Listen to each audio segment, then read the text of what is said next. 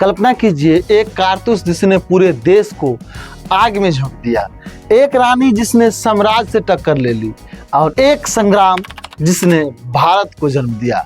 ये 1857 की असली कहानी है जो आपने कभी किताबों में नहीं पढ़ी। नमस्कार दोस्तों, स्वागत है आपको हमारे चैनल जानकी ऑनलाइन क्लासेस में।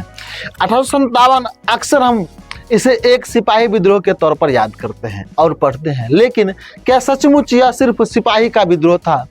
आज हम इसी ऐतिहासिक घटना की गहराई में उतरेंगे। हम समझेंगे कि क्यों यह सिर्फ एक विद्रोह नहीं बल्कि हमारा पहला स्वतंत्रता संग्राम था। कैसे इसने राजा रंक, हिंदू मुसलमान, औरत मर्द सबको एक धागे में पिरो दिया। तो बने रहिए, क्योंकि ये कहानी है वीरता की, एकता की और बलिदान की। सबसे पहली बात, ये विद्रोह सिर्फ गाय और सुअर की चर्बी वाले कारतूस से शुरू नहीं हुआ। नहीं, ये तो बस एक चिंगारी थी जिसने आग लगा दी एक बहुत बड़े ईंधन में। वह ईंधन था अंग्रेजों का हमारे सांस्कृतिक, हमारे धर्म और हमारी अर्थव्यवस्था पर हमला। सोचिए, ईसाई मिशनरी बढ़ रहे थे, जमीनों के नए कानूनों से किसान बर्बाद हो रहे थे और हमारे पारंपरिक रोजगार टूट रहे थे। 1857 असल में इसी व्यवस्थित अपमान के खिलाफ जन विस्फोट था। और दूसरी सबसे बड़ी बात, 1857 से पहले भारत एक भौगोलिक अवधारणा थी, एक राष्ट्र की भावना ही नहीं।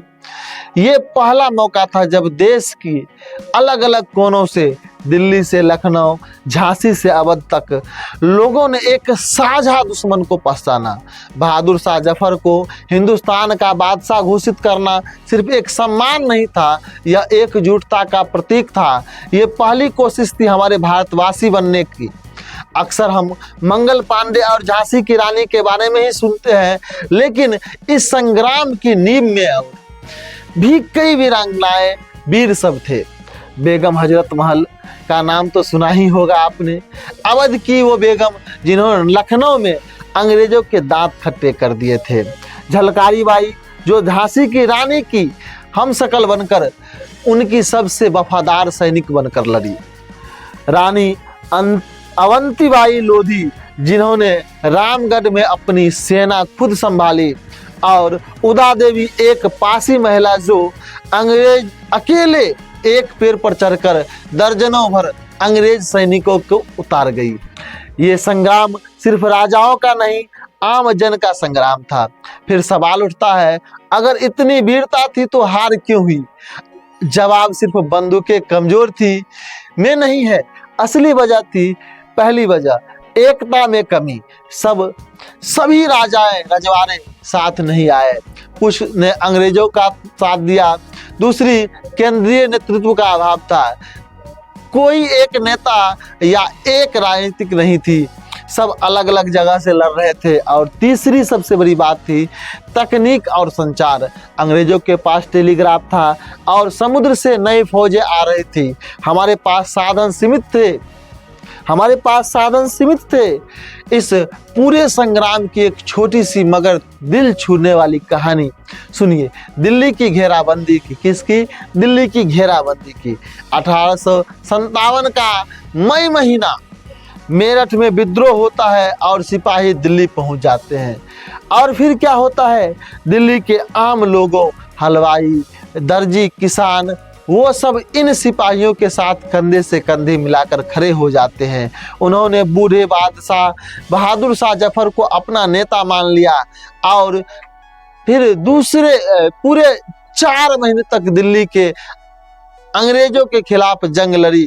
ये कोई सेना नहीं, ये एक जनता का टाइगर बन गया था।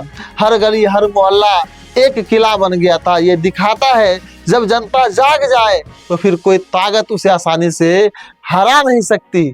तो दोस्तों, अब आपकी बारी है। अगली बार जब आप 1857 के बारे में सोचें तो इसे सिर्फ एक ऐतिहासिक तारीख न समझे, इसे उन लाखों बेनाम लोगों की आवाज़ समझे जिन्होंने आज़ादी के सपने को जिंदा रखा।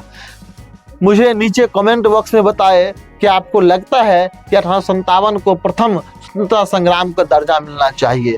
अगर आप चाहते हैं कि हमारी झलक बाई झलकारी बाई और बेगम हजरत महल पर एक अलग विस्तृत वीडियो बना है, तो जरूर लिखें। अगर ये वीडियो आपको समझने में मददगार लगा हो तो इसे लाइक ज़रूर करें और अपने दोस्तों के साथ शेयर ज़रूर करें जो इतिहास से प्यार करते हैं। आपका एक शेयर हमें और बेहतर कंटेंट लाने के लिए प्रेरित करता है। अगर आप चैनल पर नए हैं तो चैनल को सब्सक्राइब ज़रूर करें। मैं 1857 शायद अपना लक्ष्य हासिल नहीं कर सका, लेकिन उसने वो बीज जरूर बो दिया था जो आने वाले 90 सालों में एक बरगद का पेड़ बन गया।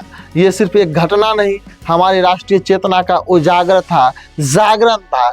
इसने साबित कर दिया कि गुलामी स्वीकारी नहीं जा सकती, न ही स्वीकारा जाएगा। वह संग्राम था मातृभूमि के मान का, एक चिंगारी थी जो सदियों तक जल रही थी। 1857 प्रथम स्वर अमर गाथा।